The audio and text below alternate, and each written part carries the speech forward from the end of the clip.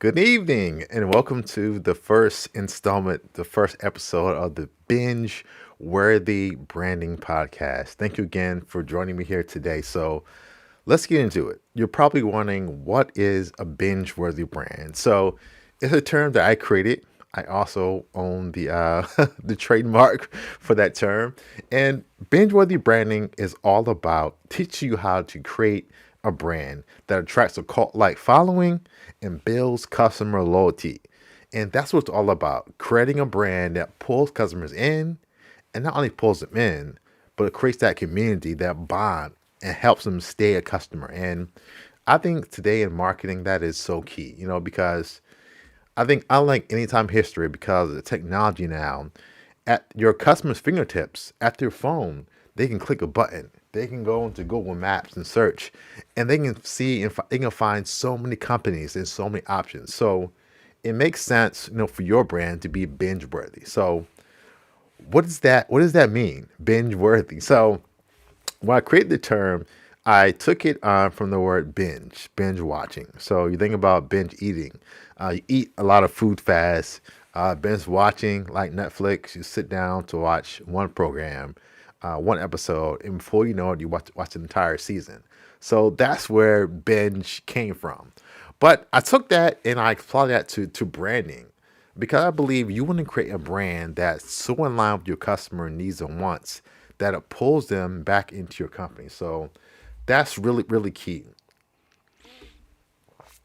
And once again, I feel like in marketing now, we talk about everything else. We're talking about what platform you should be on.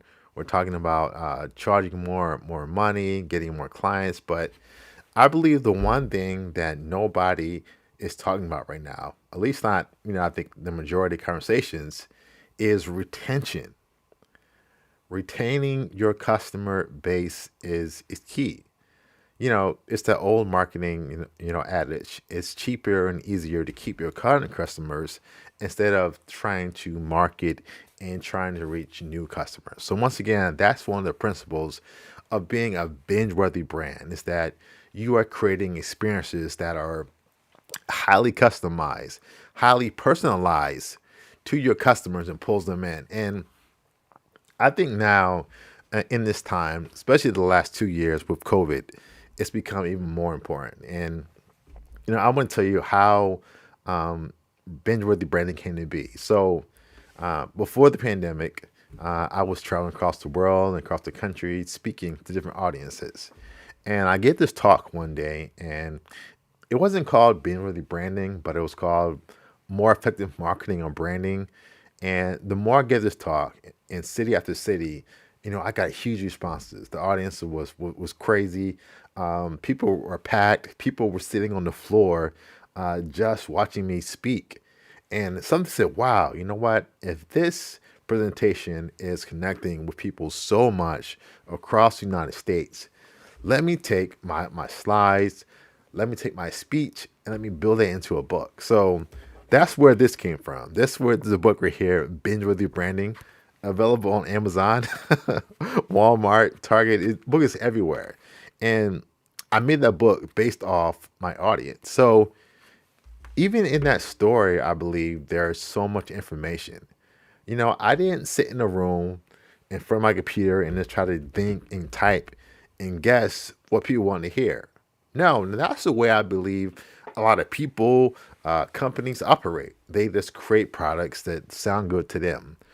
But I believe when you are binge worthy, you are creating products around your customers' interests. So once again, I had a overwhelming number of people that responded well to this book, that liked what I was saying. Great.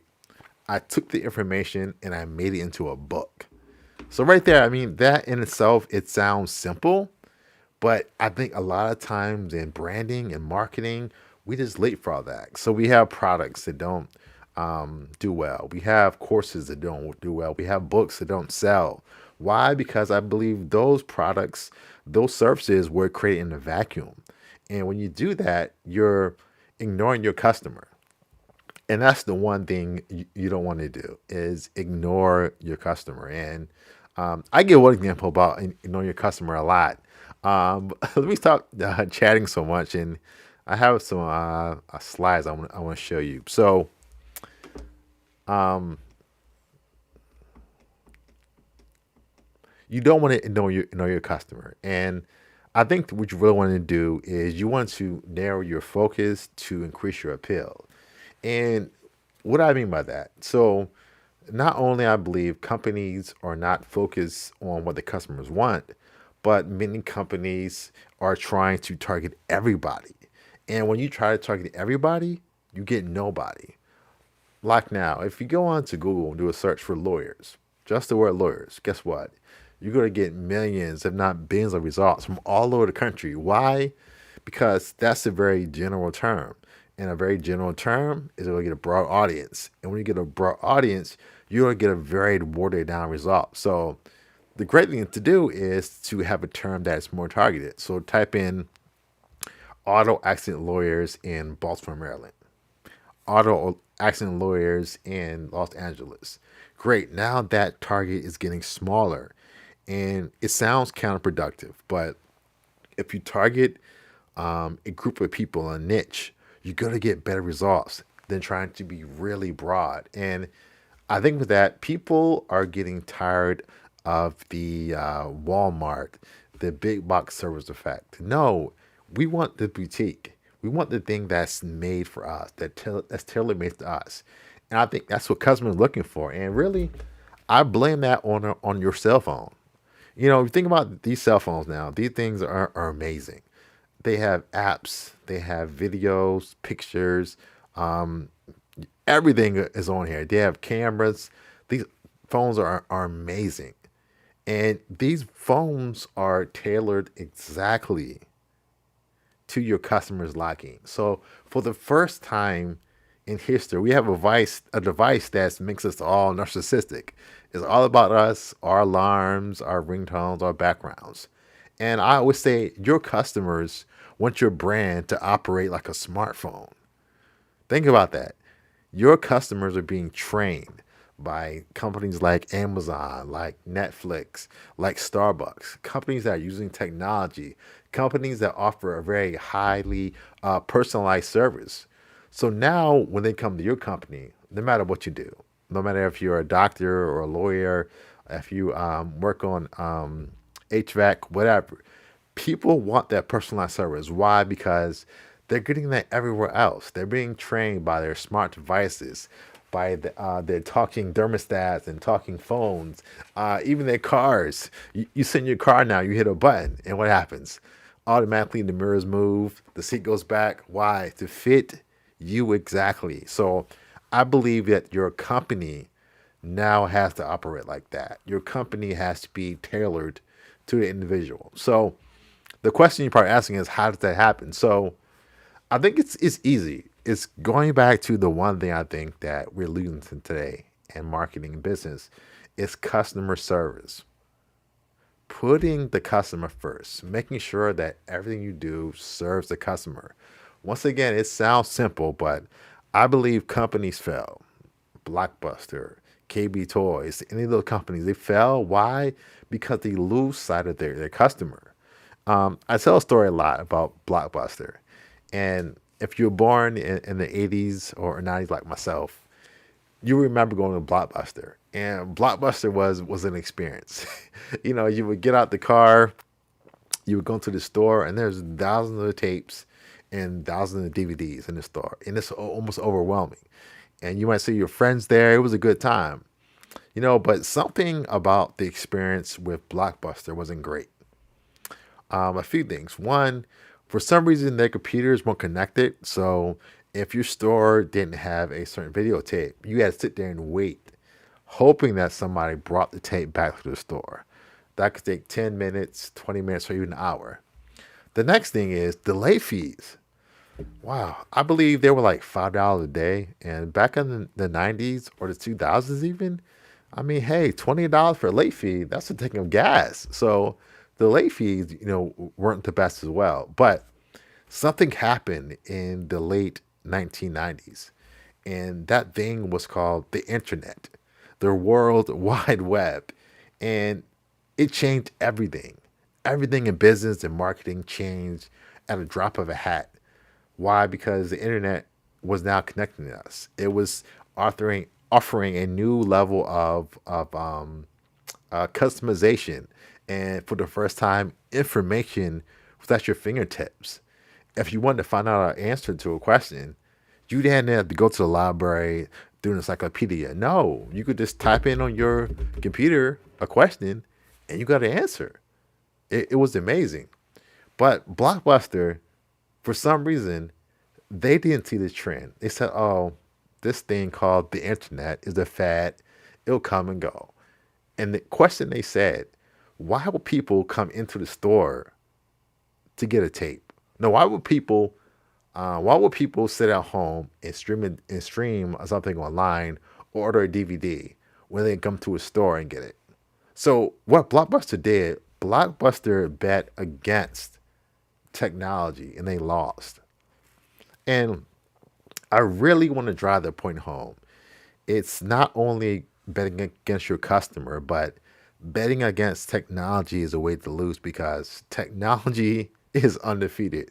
Whether it's the microwave, whether it's the car, the phone, technology always changes and makes life easier. So, one thing you want to do to be binge worthy is you want to keep up with technology. That is so key. And it's not technology really, it's keeping up with your customers. So, I always say you want to communicate the way your customers communicate.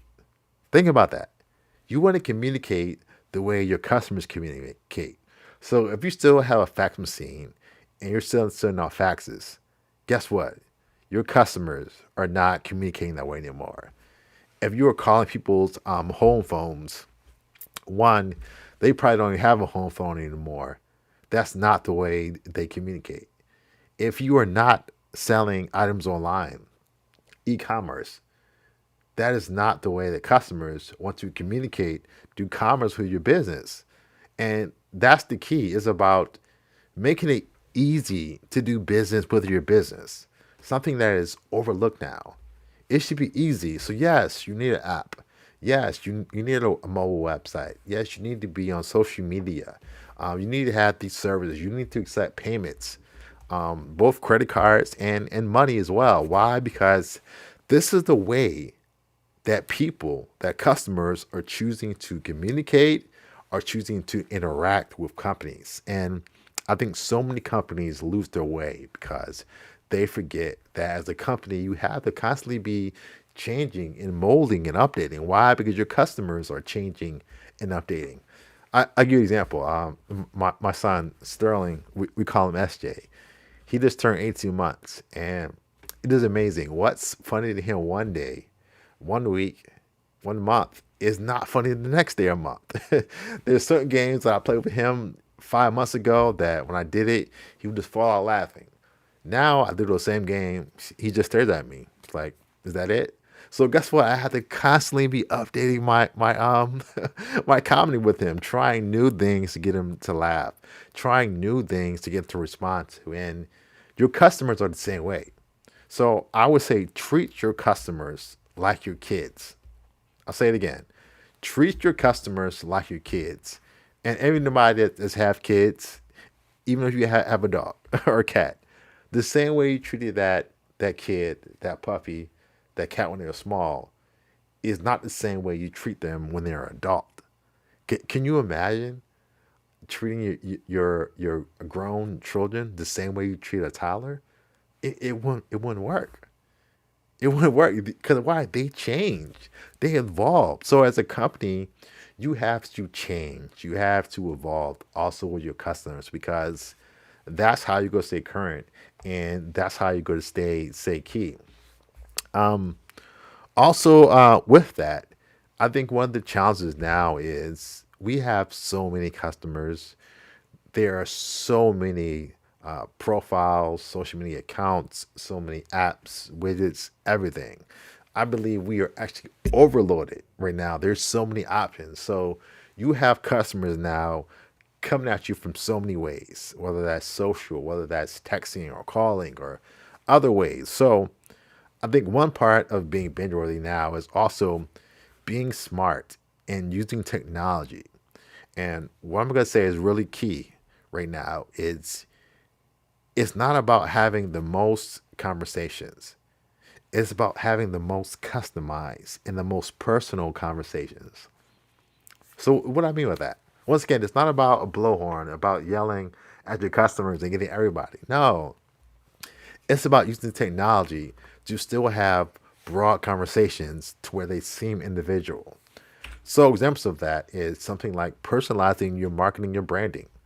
Whereas that the color scheme, well, that's a text. So not sending the same email to every customer. So when you have one group of customers that is a certain age range that has certain likes and traits, you send them one email, one message. You change that message based on the other group you're targeting. And I think that's really key. And now technology allows us to do that very easily. So if you use MailChimp or email software, you have A and B testing. So you can send one email out to your entire email list, and there can be a small change. There can be a change in the subject line. There can be a change in the color of the email. And by using this technology, A and B testing splits your email in half, and one group gets this, and one group gets this. And then you can take those two results, compare them, and see what change worked the most and use that change. It's that easy. And saying that, I think about Netflix a lot. So Netflix always seems to have, some of the best shows. Now there's a lot of streaming companies out now, but historically, I think Netflix just changed the whole market, changed TV, changed the way that we consume TV. So no longer do I have to wait until every night at 9 p.m. to view your program. Guess what? Now your customer is the boss. Now on their phones, now on their computer screens, they can choose when they want to watch, when they want to digest your content. And once again, going back to binge worthy. So, there's this thought now that all of your content has to be short and micro. And yes, if you're on social media, you don't want to be long winded. But think about Netflix. When you find the right show that speaks to you, that's funny and entertaining, have the drama you want, you pull into that show. And you only plan to watch an hour of that show, but before you know it, you watch 5, 6, 7 episodes of that show. And once again, that's binge worthy. And that happens when your customer has their interests, their likes in, and then you create content that has those same interests, that same content. And that's when the match come together. And that's when they sit and watch that content. So for your company, that could maybe somebody going to your website and reading page after page, or they're reading blog post after blog post, or watching video after video. Why? Because they're really engaged with that content. That content speaks to them. And guess what? They don't want to wait till the next day to call you for a response. They want answers now. People want to be entertained now. If somebody sends you an email for service at 6 o'clock on a Monday, they don't want to wait till the morning. They're not going to stop and say, "Oh, it's 6 p.m. I'm going to stop sending emails. I'm going to stop looking until Tuesday morning." No, the customer keeps on going. The customer keeps on looking for information. So if you can provide information to your client that's on demand, and on demand is more than video. It can be video. It can be blog posts. It can be white papers. It can be infographics. Anything that provides information. If you can provide that on-demand content to that client, anytime they can choose to digest and learn more and more about the content. So going back to Netflix. So Netflix, when they create a show like Stranger Things, that show is created with purpose in mind. That show is created off data. So Netflix, they look at their customer data. They see what trends in the data they have, what characters do better in other shows, and they build shows around that data. So, in a sense, the shows that they build are almost guaranteed to succeed. Why? Because they built all data. They built this show based off certain demographics from the audience. So they're not like Hollywood. I'm always amazed about some of the movies that get greenlit. and the movies are terrible. And I always say, like, who gave this thing the stamp of approval? This is a terrible idea, a terrible movie. But I believe the next generation of companies, the next brand of binge-worthy companies, is going to stop guessing. I believe now with technology, with analytics, all the data we have, you shouldn't be guessing anymore.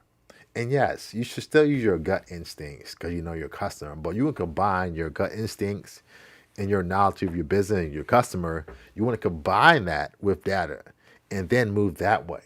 That's the way that your company has to move right now. Because guess what? The companies that you love, the biggest companies, Apple, Google, Amazon, Netflix, Starbucks, they're moving that way. They're using data to help them make predictions, help them that data to make them know how to relate to their customers. So I think that's very key to understand. As be like Netflix, and what I mean, be like Netflix, I mean be that company that is innovative, be that company that is looking at trends, that's usually analytics, be that company that is continuously moving with technology and keeping up with their customers because I think that is so key. So once again, those are some of the traits of a binge-worthy brand. And it doesn't take $1 million to be binge-worthy. It doesn't. It takes a desire to have excellent customer service. Think about Chick-fil-A. They do a lot of stuff through their apps and through their commercials and brandings, but a lot of what Chick-fil-A does is simple kindness, customer service. Think about how many times you've been to fast food and the people just take your money. They don't say thank you. They don't say your name. But if you go to Chick-fil-A, they sell more than chicken. And in my opinion, the chicken is not that good. Don't tell anybody between you and me. But I think people go there also for the kindness because there's no other franchise fast food restaurant in America that has that level of service. I know before the pandemic, when you could eat inside Chick-fil-A, literally people would bring your food to your table. They would come around, they would fill your drinks, they would do whatever you need, and that's not free, but there's no technology behind that. So I believe what technology does, technology is going to amplify what you're already doing. So I think the first step is right here.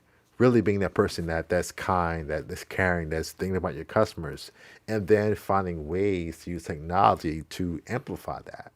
But I believe that starts with you. It starts with your marketing in your sales department. And closing out, I'll say this too, that every year, people are telling you to spend more money on social media, more money on TV, more money email. I say no. Don't invest another cent in a new technology until you close the gaps in your customer service. So, what do I mean by that? If you have customer service calls, scan, analyze those calls, find the trends, the patterns in what customers are saying, and find ways to fix those issues. Fixing customer service issues is more important, more effective spending more money on Facebook. Nobody will tell you that, but it's true. Fix your customer service. Take that 10% extra money that you could have put into some more ads and fix your customer service. Make sure that your return policy is smooth. Make sure when somebody submits a support request that it is smooth. Make sure that when somebody's calling your company that they're not going through a menu pressing buttons for every day, that they can quickly be connected to a real person that's really going to sit and understand their problem. Think about that. Respond fastly to DMs. Don't take days to respond to DMs. Use technology and use people to respond as fast as possible to those customers. Because once again, your customers aren't waiting for you to get back to them. They're hitting the back button, going back to Google, and they're doing search for a company that's going to respond to them. So speed and responding to customers is so important. The next thing with customer service too is look at your return policy. Look at your onboarding process because I think a lot of customers are won and lost in the onboarding stage. If that stage you bring them onto your company is kind of rocky, you're not telling them what's coming next, guess what? They're probably not going to re-sign with you. They probably have a bad taste in their mouth. But what you want to do is you want to set a first impression that lasts through the whole entire relationship. Once again, that first relationship, that first interaction somebody has with your company is so important. And now, many times, because of technology, that first interaction is going to be through technology. It's going to be through your website, LinkedIn profile, social media, and so on. So you really want to make sure that that technology part is really tight because it all comes down to customer service.